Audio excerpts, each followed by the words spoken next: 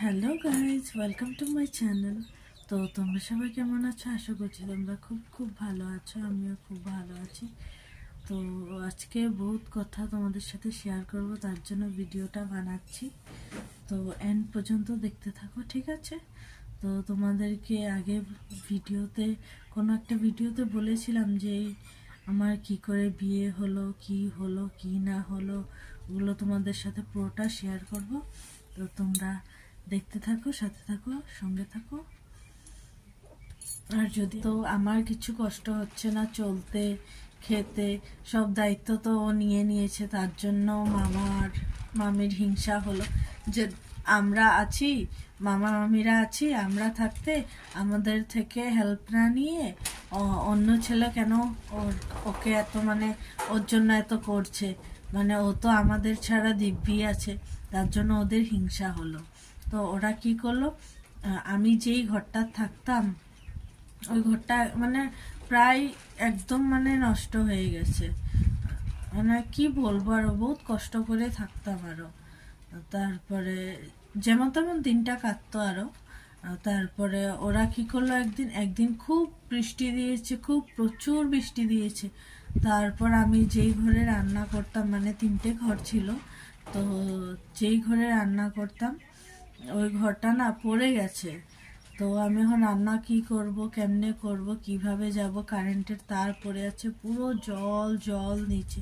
তোমাদেরকে ভিডিও ক্লিপগুলো দেওয়ার চেষ্টা করব আমি, ঠিক আছে? তোমরা দেখো। তারপর আমি ওকে আমার এখন যে হাজবেন্ড, তখন তো বিয়ে হয়নি, তো ওকে বলেছিলাম আমি যে আমি এখন কি করব, পুরো ঘর ভিজে গেছে, কেমনে রান্না করব, কেমনে থাকবো, একটা মেয়ে মানুষ কিভাবে থাকতে পারে। তারপরে ও বলেছিল যে দাঁড়াও, আমি তোমাদের ঘরে যাচ্ছি, তো আমি কারেন্টের তারগুলো উঠিয়ে দেবো, তারপরে তুমি যেতে পারবে জল দিয়ে। না হলে কারেন্টের তার যদি নিচে পড়ে থাকে তখন আমি কেমনে যাব ওইগুলো পারিয়ে, বলো? আমার শর্ট লেগে আমি তো মারা যাব না।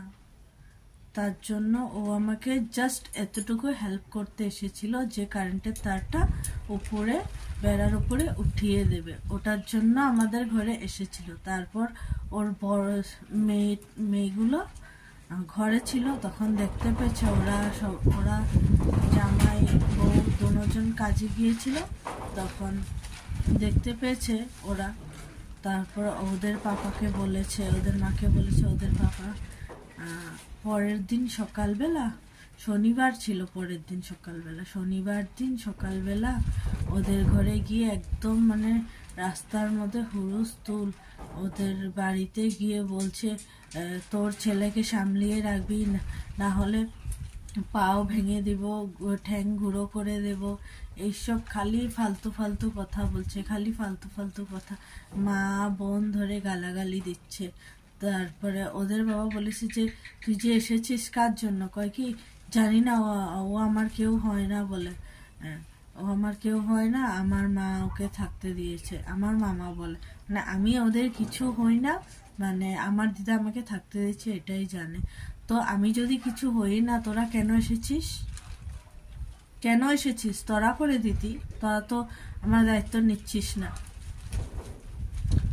তো এরকম করলো, খুব খুব হুলস্থুল হলো।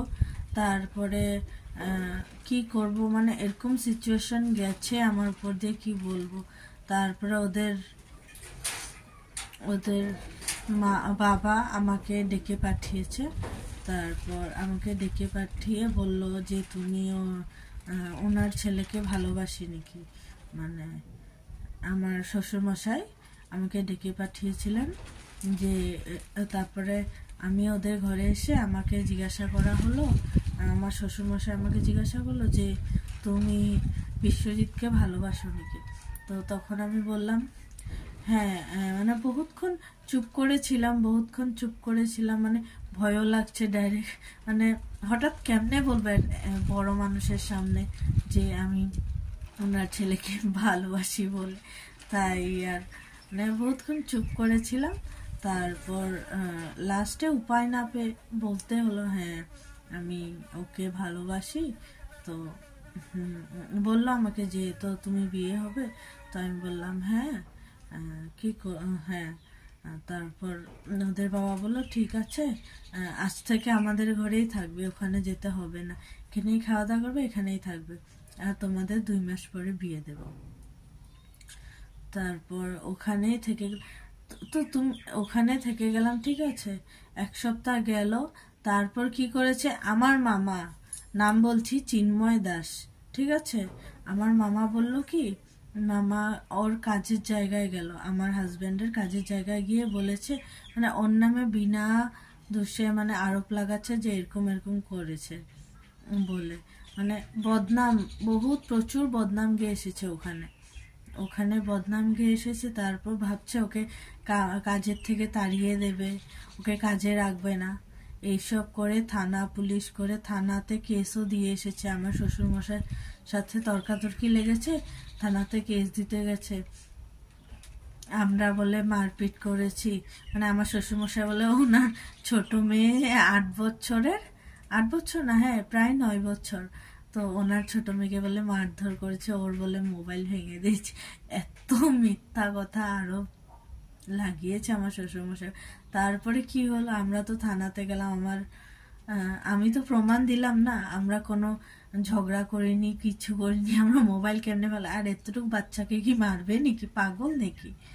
তারপর এইসব শেষ হলো থানাতে। তারপর লজ্জায় মানে মাথা নিচু করে চলে এসেছে। আর তারপর দিন ডেকেছিল থানা থেকে, যাইয়ে নি ভয়ের চোটে। এরকম মানুষ, এরকম মানসিক অবস্থা, চিন্তা করে নিজের মামা মামি হয়ে এরকম কিভাবে করো। ওরও তো 2টা মেয়ে আছে। তাহলে আজ আমার সাথে যা সিচুয়েশন হয়েছে আর যেন কারোর সাথে না হোক, ভগবানকে এই প্রে করি।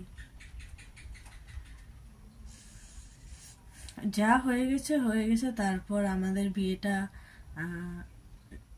হয়ে গেল 2-3 মাস পরে, ওখানে ছিলাম। তারপর বিয়ে করে আমরা নতুন ঘরে এসেছি, আর শ্বশুরমশাই শাশুড়ি মা ওই ঘরেই আছে, ভাড়া ঘরে। আমরা এখন এসেছি আমাদের মানে নিজের ঘরে বানিয়েছিল, তো দূর হয়ে যেত, তার জন্য একটু ভেতরে আমাদের নিজের ঘরটা, তো দূর হয়ে যায়, তার জন্য শ্বশুর শাশুড়ি এখানে থাকে না। তো যখন আসার হবে তখন আসবেই, দেখতেই পাবে তোমরাও, তোমাদের সাথে শেয়ারই করবো। তো এখন আমরা এখানে আমাদের নতুন বাড়িতে আছি। তো আমার কথাগুলো তোমাদের সাথে শেয়ার করলাম, ভালো লাগলো। তো তোমরা আমাকে সাপোর্ট করো, আমি যেন আগ বেড়ে যেতে পারি। তোমরা প্লিজ আমার চ্যানেলটিতে লাইক শেয়ার অ্যান্ড সাবস্ক্রাইব করে দিও। আমার জীবনে মানে যা দুর্যোগ ছিল তোমাদের সাথে শেয়ারও করলাম, ঠিক আছে। তো বাই বাই, টাটা। নেক্সট ব্লগে অন্য একটি ব্লগ নিয়ে দেখা হচ্ছে, টাটা।